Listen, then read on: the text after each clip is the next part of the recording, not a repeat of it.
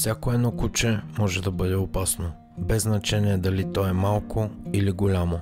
Но със сигурност малката чихуахуа няма да ви изплаши толкова, колкото разгневеният питбул териер. Всъщност от него започваме и нашата класация. Американският питбул териер е може би най-познатата порода куче, щом става въпрос за опасни и агресивни, но само ако се възпитават от човек без опит в отглеждането на бойни кучета. Оттам идва и статистиката, че питбулът е най-често изоставеното куче, след като собственикът не може да се справи с неговия темперамент. От друга страна, ако бъде възпитаван от най-ранните си години, питбулът се превръща в едно от най-верните кучета, като много често той се превързва към хората около него. Но откъде всъщност идва мнението, че питбулът е много опасно и агресивно куче? Запознатите с тази порода кучета знаят, че голяма част от тях притежават черта в характера, наречена гаменес, което всъщност означава, че повечето кучета от тази порода в момент на агресия и опасност никога не отстъпват, дори при силна болка или дискомфорт. Но ако питбулът бъде възпитаван от решителен и опитен собственик, със сигурност той ще се превърне в неговия най-добър приятел и пазач. Номер 4. Тоса. Мускулесто куче с къса и гъста козина. Добър пазач, силно привързан към хората около него. Препоръчва се за опитни и решителни собственици с опит в отглеждането на бойни кучета. Самото куче притежава много труден характер за отглеждане. Накратко казано, кучето обича да води парада с силно изразен, доминиращ характер. И още на допълнение ще ви споделя, че е по-добре да не го купувате, ако имате други животни или други кучета. Историята на тази порода започва в Япония, от градът Тоса. Оттам всъщност идва и породата на кучето. Градът Тоса е известен със своите развъдници за четириноги и до днес. В началото на своята история две кучета биват пуснати в клетка. Кучето, което падне по гръб и се задържи повече от няколко секунди, губи битката. Днес Тоса се среща като куче пазач, силно отдадено на своят собственик. Но нека неговите размери не ви лъжат. Тоса е много бързо и гъвкаво куче, така че най-добрият вариант е да не го закачате. Номер 3.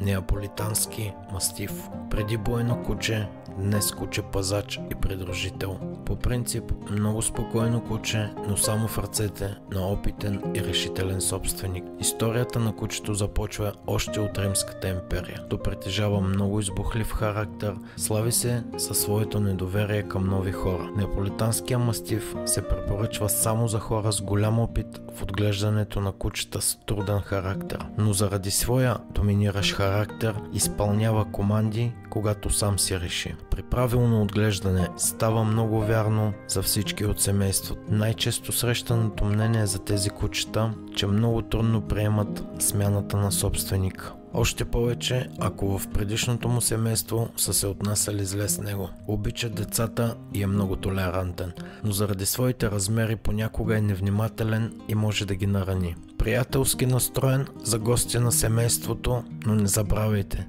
кучето е винаги на щрек, така че по-добре без резки движения, когато е наблизко до вас. Къде Бао или бойно куче от Майорка. Преди страшилище за бикове, днес куче с много спокоен, но труден характер. Историята на тази порода е известна още от средновековието, но тези бойни кучета не са се борили с други кучета, а с бикове. Може сами да си представите за каква сила става въпрос. Известен със своята грижовност към деца, много привързан към своето семейство. По време на обучение, по принцип при тях работи само положителна дресировка, с лакомства в приятна атмосфера.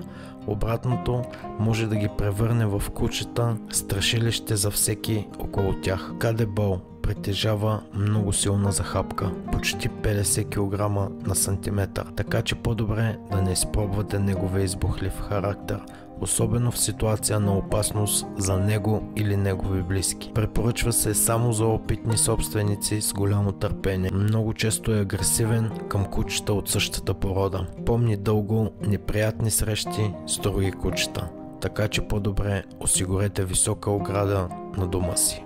Номер 1.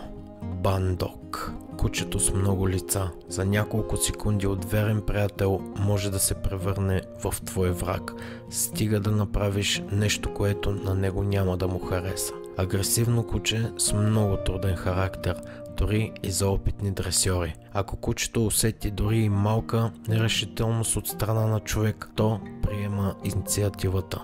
С две думи си прави това, което сам си реши. Бандок притежава силен отбранителен инстинкт, което означава, че няма нещо на света, което да го спре, ако реши да нападне. До днес не е доказано между какви кучета е кръстоска бандок. Предполага се, че това със сигурност са бойни кучета, питбул териери и други. Само кучета с боен характер, подходящо само за къща с голям двор. Собственика трябва да притежава голямо търпение и решителност, тъй като кучето трябва да бъде обучавано всеки ден. В противен случай, заради своя силен и доминиращ характер, може да стане опасно за други животни в обкръжението си. Благодаря ви за отделеното време. Ако видеото ви е харесало, не забравяйте да се абонирате за канала. Всяка седмица ще има ново видео. Чао и до следващо!